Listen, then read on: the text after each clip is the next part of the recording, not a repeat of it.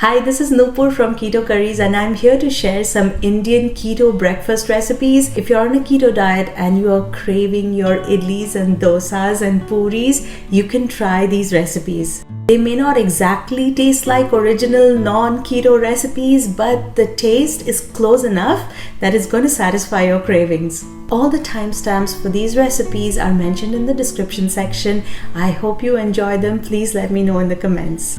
Here are some soft keto idlis that you can have with some coconut chutney. This is a plain dosa recipe. This is one of my favorite recipe. The aroma of this is going to remind you of a South Indian tiffin restaurant. There's a masala dosa. The filling in this, you're not going to believe it's made of cauliflower, but it tastes just like the aloo masala filling. There's also keto Uttapam. There is Upma. The Upma is made of cauliflower rice but tastes delicious. You feel like having some paratha, this is Gobhi Paratha and I showed 3 different ways you can fill it. You can have this with some amazing keto pickle without spiking your carbs. If you feel like having a little treat for yourself, have keto puris with this curry. This curry tastes just like the aloo curry that's eaten with puri. The spice is exactly the same, the aroma is the same. The only difference is it's made with cauliflower, but I bet you're going to enjoy it. You want some keto poha? Here is a recipe for you. And if you're looking for some Indian style breakfast egg recipes, here is a keto omelette recipe for you. I've also made omelettes out of broccoli and cabbage that turn out really good. For some scrambled eggs, you can have spinach scrambled eggs too. Have all of this with some keto bread. Last but not least, we want our chai. So these are 3 different chai recipes that you can try on a keto diet. These idlis are soft and fluffy the way idlis should be, and they are easy to make. No eggs, no cheese. Let me share the recipe with you. Let's get started. We're going to start by combining 4 tablespoons of coconut flour, 2 tablespoons of almond flour, and 2 teaspoons of psyllium husk. Add a 1/4 teaspoon of salt and give it a mix. Next goes in some hot water. This is half a cup. I'm adding a 1/4 cup at a time. The consistency of the dough should be like a lumpy, thick paste. Next goes in 1 tablespoon of oil, a 1/2 teaspoon of white vinegar, and 1/8 teaspoon or a pinch of baking soda. We are going to knead this for at least 30 seconds. Next, we're going to take a 2 tablespoon measure, or just take a little cup, grease it with some oil, divide the dough into 6 portions and press it down gently onto the mold. You need to grease the mold only once for all 6 idlis. Just tap it on your palm and it's going to come off easily. Then we're going to place it on a microwave safe plate, press it down to give it that idli shape.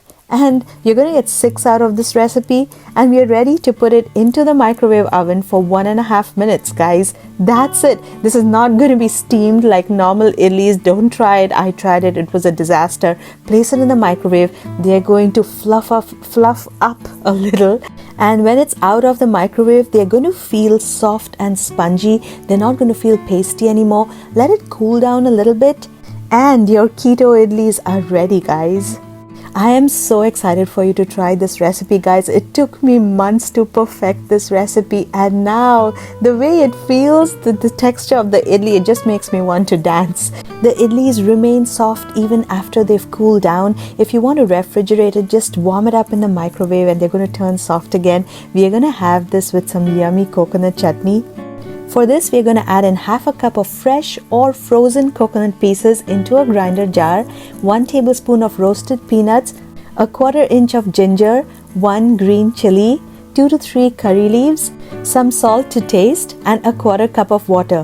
Grind this into a coarse paste. This tastes yummy already, but what you can also do is take a pan, add 2 teaspoons oil, add a pinch of cumin seeds, some mustard seeds, 1 dried red chili. When the seeds start to splutter, add 4 to 5 curry leaves, and that goes into your chutney. That is called your tadka. Mix it up, and guys, you are ready to enjoy your idlis. Into a grinder jar goes in a 1/4 cup of shredded mozzarella cheese, a 1/4 cup of blanched almond flour, a 1/4 teaspoon of salt, 1 tablespoon of chopped onion, some green chili to taste, 3 to 4 curry leaves. If you don't have curry leaves, get it from an Indian store. You need it in this recipe. 2 tablespoons of coriander leaves, 1/2 inch of ginger, a pinch of hing or asafoetida, also a very important ingredient, some lime or lemon juice to add some sour flavor to the dosa, and we're going to add 5 tablespoons of water into the blender jar and blend it to a smooth paste. Next, set a non-stick pan on medium heat and add half a teaspoon of ghee. Spread it well on the pan, and next add in the batter. We are going to spread the batter around to get it as thin as possible. You can also spread it with a spatula. Let the batter cook till you can start to see the dosa turning brownish in color. I'm moving around the pan so all the edges cook evenly, and you can already start to see that it's getting brown. Now it's turned darker brown in color, and you can see that the dosa is coming off the pan easily. You can flip the dosa if you like and cook it on the other side for a minute or so. That step is optional. You can also cook it only on one side. Once it is cool to touch, you can roll up the dosa just like the dosas you get in restaurants. Guys, if you've added all the ingredients that I mentioned, you are going to see that the flavor of this recipe is a lot like original South Indian food. You can have this as is or with some peanut chutney. In a grinder jar, 3 tablespoons of roasted peanuts. You can dry roast it in a pan or in an air fryer or oven, whatever you like. Along with the peanuts goes in 2 green chilies. You can add as many as you like. A handful of fresh coriander leaves. Next, we're going to add juice from half a lime. Salt to taste. I'm adding a 1/4 teaspoon of salt here and a 1/4 cup of water. That's it. We are going to blend this into a smooth paste, and our peanut chutney is ready. Guys, this is my go-to recipe for peanut chutney. It does not need any tarka. It tastes so delicious. Well, if you like, you can make a tarka of some cumin seeds, mustard seeds, curry leaves, and then add it from the top. But taste it before. I really don't think you'll need it. For the filling, we are going to set a pan on medium heat and add 1 teaspoon oil, a pinch of cumin seeds, mustard seeds, a pinch of hing or asafoetida, 4 to 5 curry leaves, 1 green chili, 1 tablespoon of chopped onion, and we're going to stir fry that for approximately a minute. Next goes in 1 cup of cauliflower florets, and I made sure to cut them really small. You're going to add some salt to taste, a little bit of turmeric powder. Give that a quick stir, and next add in 1 tablespoon of water. Place the lid on and let the cauliflower cook through. It should take 5 to 7 minutes depending on how soft the cauliflower is. Once the florets have softened, we are going to gently press it down with a potato masher to mash them partially. We still want some texture, don't make a complete paste out of it. Stir fry a little bit more and then add some lime juice and also some coriander leaves. And your keto aloo masala is ready, guys. Let's make the dosa now.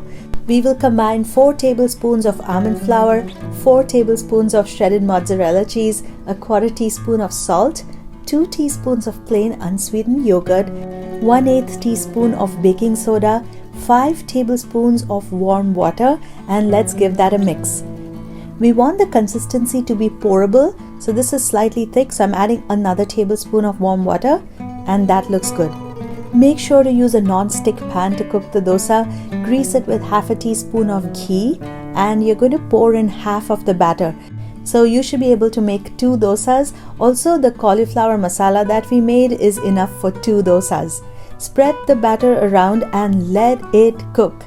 You're going to start to see brown patches come up like that. The dosa is going to come off quite easily. Fill it with the masala and your dosa is ready. For making keto uttapam, I'm using 1 cup of almond flour, which is 112 grams, to which I'm adding 4 teaspoons of psyllium husk. Psyllium husk adds a good amount of fiber while helping the almond flour to bind and come together. Next goes in half a teaspoon of salt, 1 teaspoon of lime juice or vinegar, and half a teaspoon of Eno. You can also substitute this with baking soda. Next, we'll add 1 cup of water using the same cup measure used to measure the almond flour, and we'll mix all that and let that rest for 5 to 7 minutes. While the batter rests, the psyllium husk is going to absorb water, become a little jelly-like, and then the batter is going to come together. And while that's happening, let's prep our veggies for the Uttapam. I'm using 2 tablespoons of shredded carrot, 2 tablespoons of finely chopped onion, 1 tablespoon of finely chopped coriander leaves, and green chilies to taste. Alright, this is how the batter looks after 5 minutes of resting. Can you see it has that idli batter consistency? That is perfect. Next, we are going to get ready to make Uttapams. It's very important that you use a good quality non-stick pan. If not, everything is going to turn into a sticky mess. Drizzle a little bit of olive oil or ghee and spread it around the pan with a brush just to make sure that the Uttapam absolutely does not stick to the pan. I'm using a 1/4 cup measure to make 1 Uttapam, so this recipe would make 4 Uttapams. Set the pan on medium heat and gently press down the batter with a spoon so that it takes kind of a circular shape. That looks good. This is about 8 inches in diameter, and now we are going to cover it with a lid for approximately 2 minutes or so. By steaming it in this way, the Uttapam is going to come off the pan a lot more easily. Next, we are going to lower the heat and spread all our veggies on the Uttapam. Hey, if you're new to my channel, welcome. Make sure to press the subscribe button if you want to see more recipes like this every week. I sprinkled a little black pepper and I'm gently pressing down the veggies so they stick to the Uttapam. Alright, time to flip the Uttapam. It looks golden brown and crisp and looks amazing, doesn't it? Another thing I wanted to mention was that you don't have to cool down the pan after making 1 Uttapam. The first Uttapam we made on a cold pan, but this time the pan is nice and hot. You can hear the batter start to sizzle. You'll see that the Uttapam turns out just fine. It does not stick to the pan. The main thing is that we use a really good quality non-stick pan and give that coating of oil or ghee, and your Uttapams are going to turn out just perfect. You can enjoy it just like that, or you can enjoy it with a little bit of peanut chutney or some hot sauce or whatever you like. I really hope you enjoy this recipe, and if you did, don't forget to give me a thumbs up. That motivates me to post more and more recipes. So alright guys, your keto breakfast is ready. I'm adding a medium head of cauliflower to a food processor jar. This is the easiest way to grind it. You could also grate it if you wish. In hindsight, I would probably grind fewer florets at a time so that it wouldn't grind this fine. Just a little more texture would probably be better. But anyway, the Upma still turned out really tasty, so I'm sharing the recipe with you. Set a pan on medium heat, preferably a non-stick pan. Add a teaspoon of oil and 1 tablespoon of ghee. We are adding oil so the ghee doesn't burn. Once the ghee has melted, add a 1/4 teaspoon of cumin seeds, a 1/4 teaspoon of mustard seeds, 1 tablespoon of peanuts, a pinch of hing or asafoetida, and about 8 to 10 curry leaves. Oh, the ghee was a little too hot. These are the foundational flavors of Upma. Give all that a stir until the peanuts turn slightly golden brown. Should take about 30 to 45 seconds. Next, add in about 2 tablespoons of chopped onions. And here I have used a mortar and pestle to grind 1/2 inch of ginger, and we're going to add that in. We are going to stir fry this for about a minute till the onions turn slightly translucent. Next, we are going to add in the cauliflower that we grinded before. If you're new to my channel, welcome. Consider subscribing if you want delicious keto curry recipes every week. We're going to turn up the heat and stir fry the cauliflower until it turns slightly golden brown. It should take about 8 to 10 minutes. You can probably already tell that it's turned slightly golden brown. That is going to make the Upma taste so good. We're going to add salt to taste and some freshly ground black pepper to taste.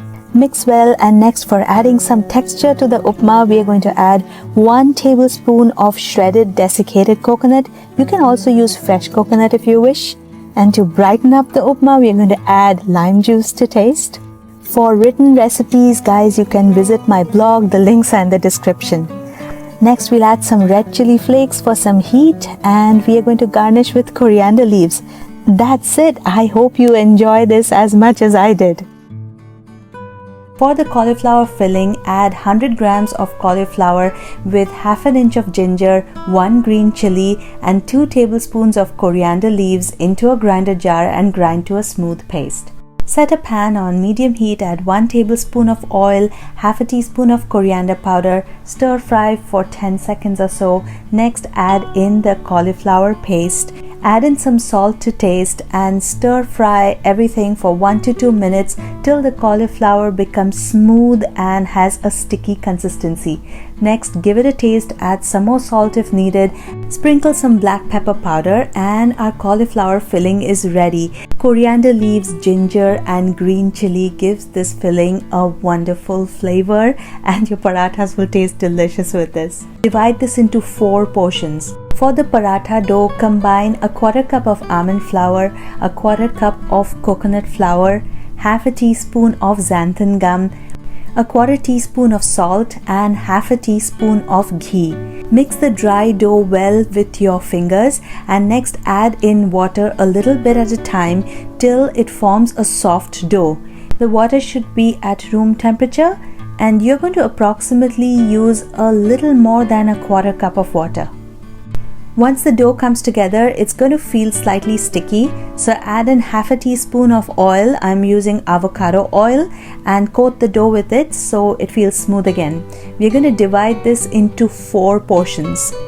I'm going to show you 3 different methods to stuff the doughs with the cauliflower filling. You can use whichever you find the easiest. And I'm also using a tortilla press which made the paratha making process so much easier. You can obviously roll it out as well, but I would highly recommend you buying a tortilla press. I'm going to press the dough in between parchment papers. Make sure to grease the parchment paper so that the dough doesn't stick to it.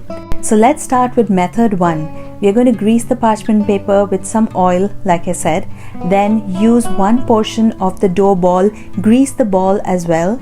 Place another layer of parchment paper and using the tortilla press, gently press it down so it forms a small rolled out dough. Take a quarter portion of the cauliflower filling and fold the dough over it. If you're rolling out the dough, roll it out to approximately 3 inches in diameter and then put the cauliflower filling inside. Try to press it close completely. This dough doesn't stick as well as wheat doughs do, so just take a little time to close all the crevices nicely.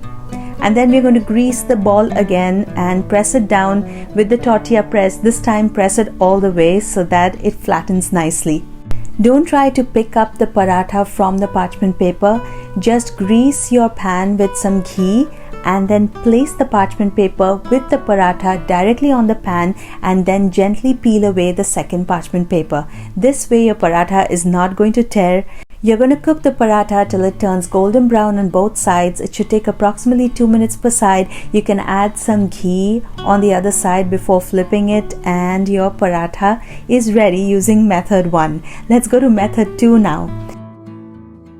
For this method, we are going to use 2 dough balls and 1 dough ball should be bigger than the other. So we are going to flatten the dough balls using our tortilla press and end up with 2 flattened rolled doughs with one being bigger than the other.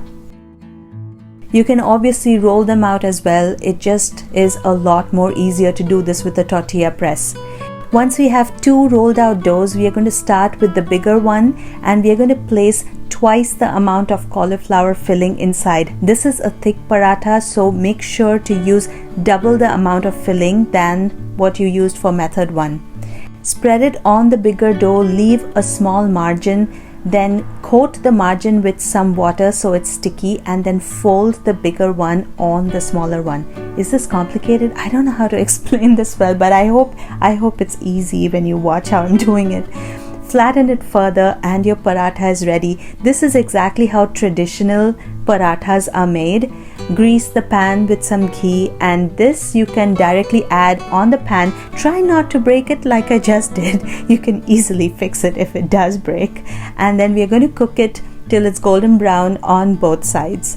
One important thing to consider is that when you calculate the macros for this paratha, it is going to be double that of the paratha you made using method 1. because this has double the amount of dough and double the amount of cauliflower filling. Method 3 is super easy. We are going to just combine the dough with the cauliflower filling and make a ball out of it. Press it down with the tortilla press, and then we're going to fry it. This is probably the easiest. It is much like how we make theplas. If you're Indian, you probably know what that is. Just like method 1, it's better you put the paratha directly on the pan when it's still on the parchment paper and slowly peel off the parchment paper. It's a lot more thinner. The method 1 and 3 parathas a lot more thinner, so it's a lot easier to do it this way and not have the parathas tear. All the parathas taste really delicious, but it's going to taste even better if you have it along with this keto pickle. Paratha and achar is a combination, right? You've got to have keto pickle. Check out the recipe. I'm also going to add it to the end of this video. So with method 2, the filling is nicely inside both layers of the paratha and it feels very nice and soft. With methods 1 and 3, the paratha turns out slightly more thin, but it's still nice and soft. All of them taste delicious. I cannot wait to see if you enjoyed these recipes. Please let me know. If you want the recipe for the keto pickle, here it is. Your pickle is not going to have mango pieces. Don't have that. It is too high in carbs. We're going to make it out of green chilies and radishes. This is going to be absolutely tasty. You can either use a hot or a mild green chili. Make sure that the green chilies and the radishes are completely dry so that the pickle lasts longer. Chop up the radishes into tiny pieces, and I also de-seeded the green chilies to make it milder. For the pickle masala, we will combine half a teaspoon of mustard seeds, cumin seeds, coriander seeds, fennel seeds, black peppercorns, and a quarter teaspoon of fenugreek seeds. We're going to dry roast them for 2 to 3 minutes over medium heat or until they start to smell aromatic. Grind them to a coarse powder after they have cooled down. We are ready to make our instant pickle. Take 4 tablespoons of avocado oil. Set the pan on medium heat, add in the green chilies, add in a quarter teaspoon of hing, a quarter teaspoon of turmeric powder, and give it a stir for approximately a minute. Next goes in half a teaspoon of Kashmiri red chili powder. Stir that in. Lower the heat and add in the radish pieces.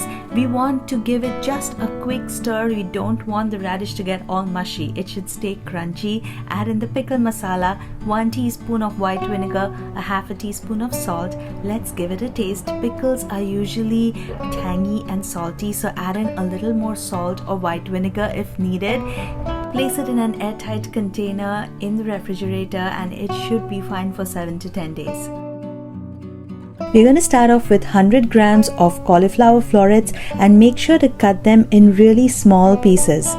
Set a pan on low heat and add 2 tablespoons of oil. Next, add in a quarter teaspoon of cumin seeds and fennel seeds that has been partially crushed. Once that starts to splutter, we're going to add in a pinch of hing or asafoetida. Next goes in 1 teaspoon of crushed ginger, 1 slit green chili, and give that a quick stir.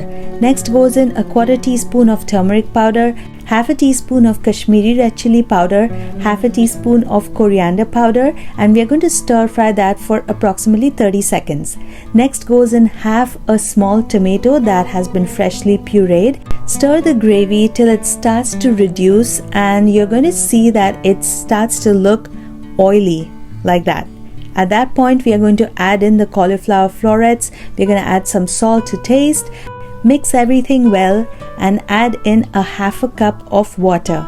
We're going to place the lid on and make sure that the cauliflower florets cook through. Since the florets are quite small, it shouldn't take more than 1 to 2 minutes.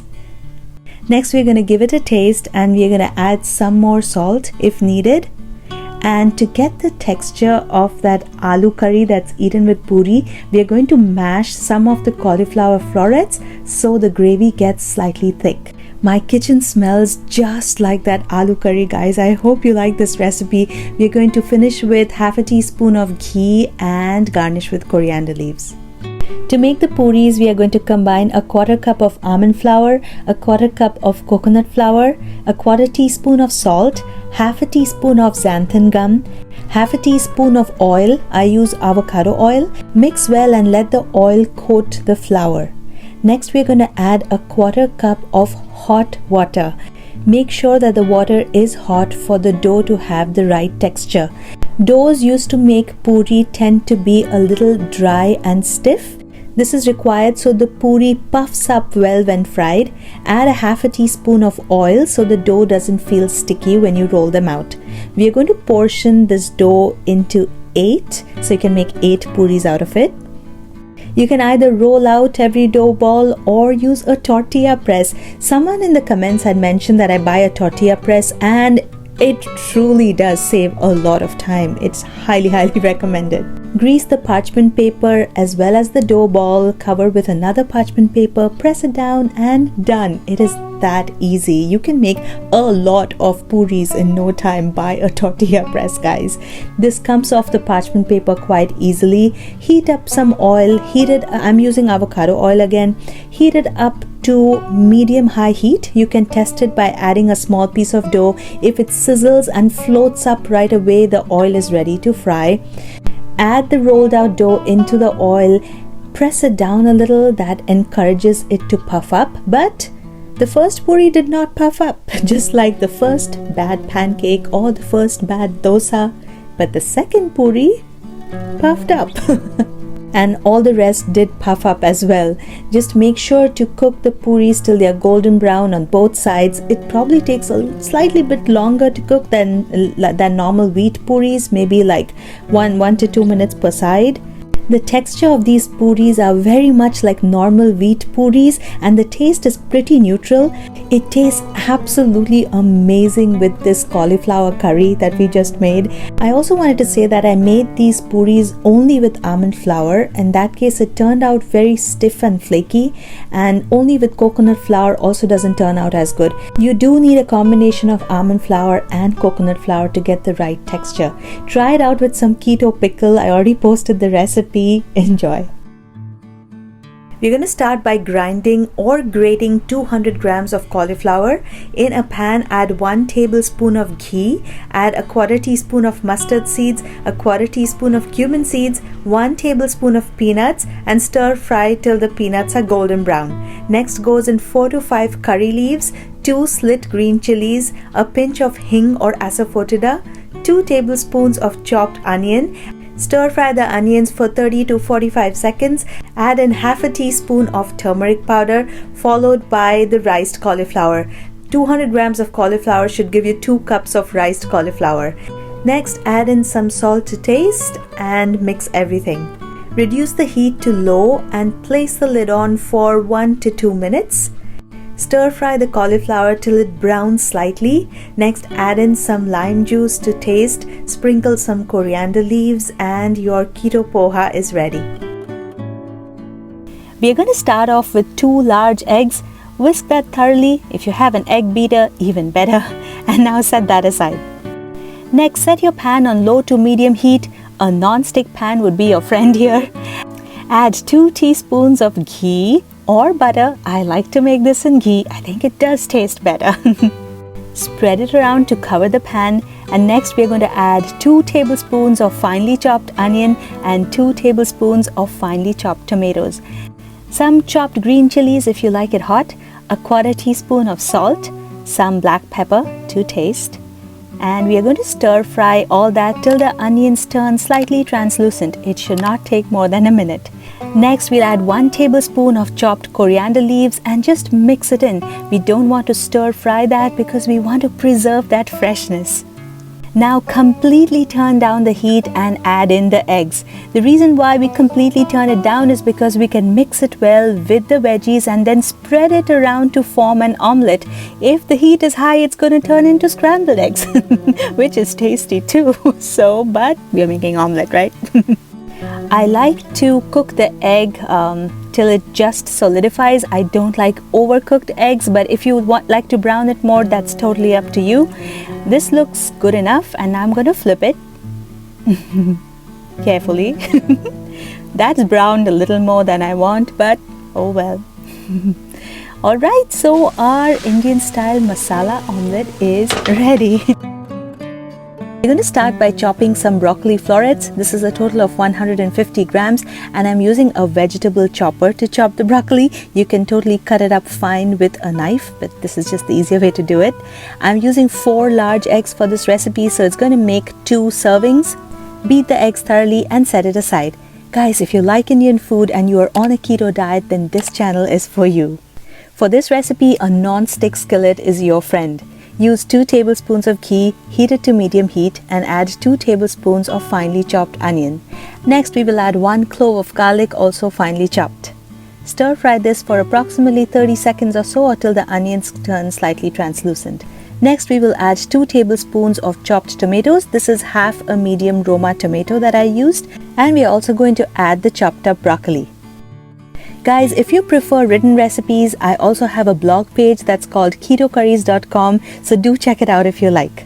Next, we're going to add salt to taste and we're going to stir fry the broccoli until it gets slightly brownish in color. You can tell that the pan starts to feel a little oily. That's when the broccoli has been fried well, and that's when it's going to taste better.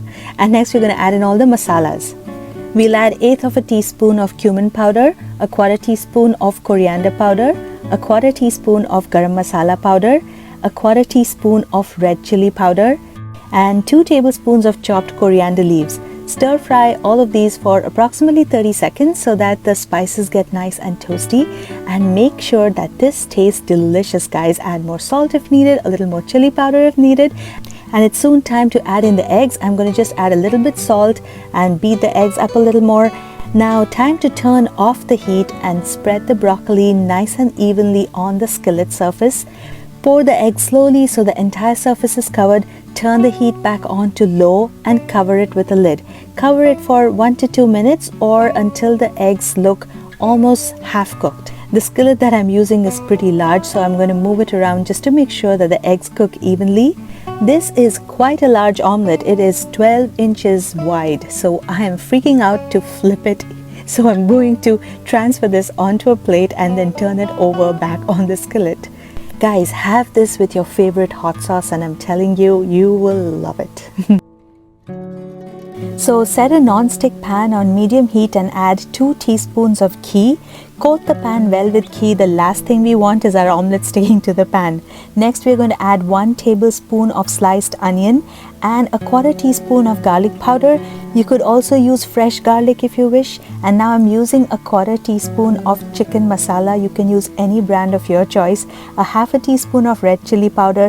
Give it a stir for about 30 to 45 seconds. And then we're going to add a 1/2 cup of shredded cabbage.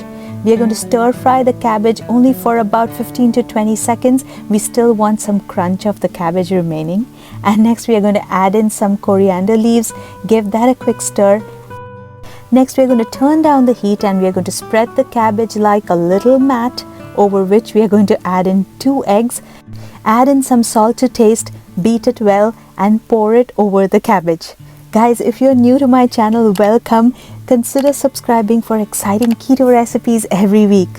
We're going to spread that around a little and we're going to cover it, let it cook over low heat for 1.5 to 2 minutes.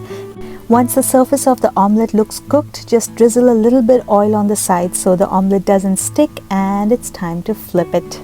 Guys, I also have a blog for written recipes, so do check that out as well.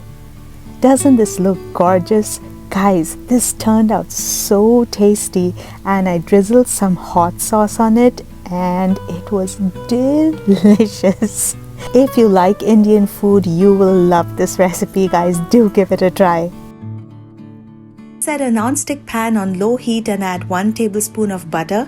Once the butter starts to melt, add 2 tablespoons of chopped onion, 2 tablespoons of chopped tomatoes, and add some green chilies to taste. You can de-seed the green chilies if you wish. Stir fry for 20 to 30 seconds. Beat 2 large eggs and add them in.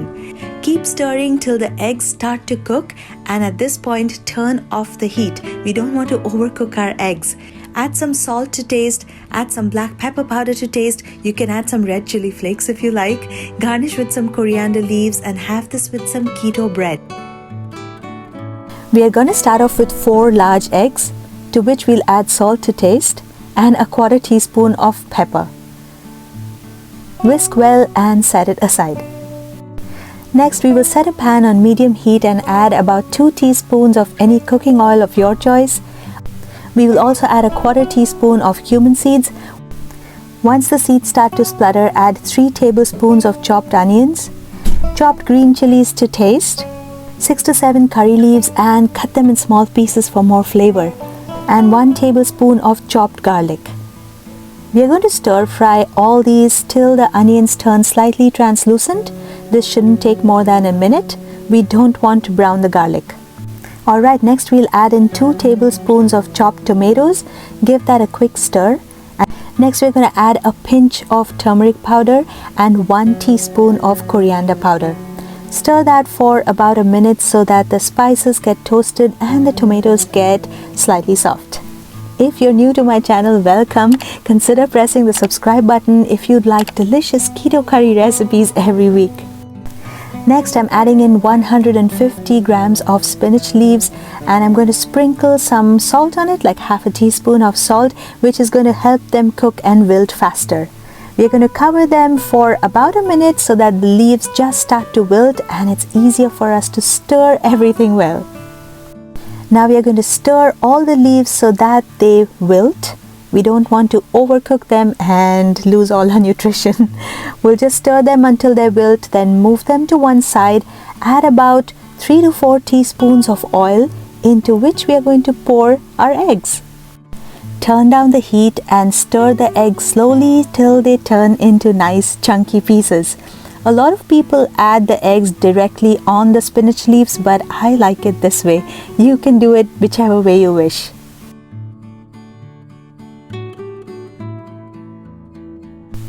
Alright, let's give it a taste. Add a little more salt if you need to. And next we're going to add in 1/2 teaspoon of garam masala powder. Mix that in well. And next we're going to squeeze 1/2 lime. You can add as much lime juice as you wish. I like to add a little more. It really brightens up the scrambled egg so much. Next we're going to garnish with coriander leaves, and I'm adding some red chili flakes because I love it hot, but this is totally optional. That's it. Stir everything together and your spicy scrambled eggs with spinach is ready. We are going to start by preheating our oven to 350 degrees Fahrenheit or 180 degrees Celsius. Here I've taken 2 large eggs. To this we are going to add 3/4 teaspoons of salt. Into a grinder jar, add a 1/4 cup of sunflower seeds and a 1/4 cup of chia seeds. Grind it coarsely. Just a couple of pulses should be enough. This goes into the eggs along with 1 cup of blanched almond flour, 1/2 cup of coconut flour, 2 teaspoons of baking powder, 1/2 teaspoon of baking soda, 1/2 teaspoon of xanthan gum, 1 tablespoon of vinegar, and 1 cup of room temperature water. Start mixing everything with your spatula. You will soon find that it turns into a dough-like texture. We are going to place that dough on a silicone mat or a baking tray lined with parchment paper. Try to shape this into a rectangle because then you can consistently cut 10 slices and calculate your net carbs per slice. You can sprinkle some sesame seeds or sunflower seeds if you like. Score it gently with a knife and into the oven for 50 minutes at least, or till the surface turns golden brown in color and the surface feels hard to touch. Let it cool down completely before slicing it. This bread has a dense texture, but it's also soft at the same time. It is going to fill you up really quick. Adding vinegar really helps reduce some of the eggy smell. I don't really like it when breads have a strong egg smell. And also the slices hold up pretty easily. They don't crumble. It's probably because of the eggs and the xanthan gum. You could eat it as it is, or you can toast it. I like it better toasted, and it's going to probably be easier to make a sandwich when it is a little toasted. Anyways, try this recipe and let me know if you like it. Here are 2 different keto chai recipes for you, one with heavy cream and ginger and one with cardamom and coconut milk. Let's make these together. For the ginger chai, we are going to start off by crushing a small piece of ginger using a mortar and pestle. This helps it release a lot of juices and your chai will have an intense ginger flavor. To 1 cup of water, we are going to add in the crushed ginger along with 1 teaspoon of tea leaves. The powdered form of black tea leaves is going to give you a more intense flavor and brown color. Once this water comes to a rolling boil, continue to boil for another minute so the flavor of the tea and the ginger intensifies. Now turn down the heat and add 2 tablespoons of heavy cream. You can add more or less depending on how you like it.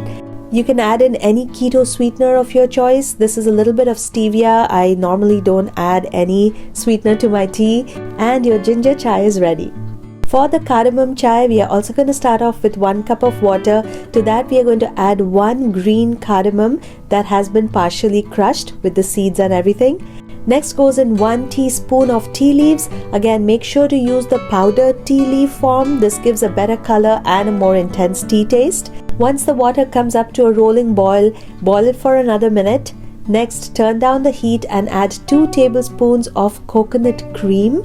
I basically added the top layer of coconut milk from canned coconut milk that is creamier and more delicious than the bottled coconut milk. Add any keto sweetener of your choice and all done.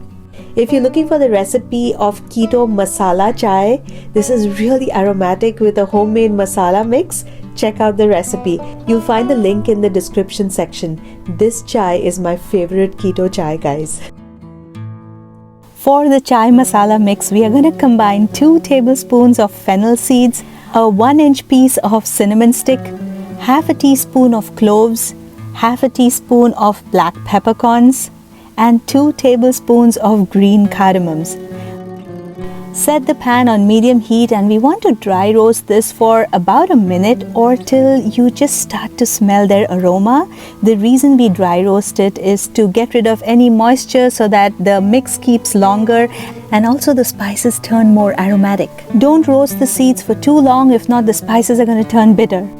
Alright, once the spices have cooled down, just add it into a grinder jar and also add in half a nutmeg and 1 teaspoon of dry ginger powder.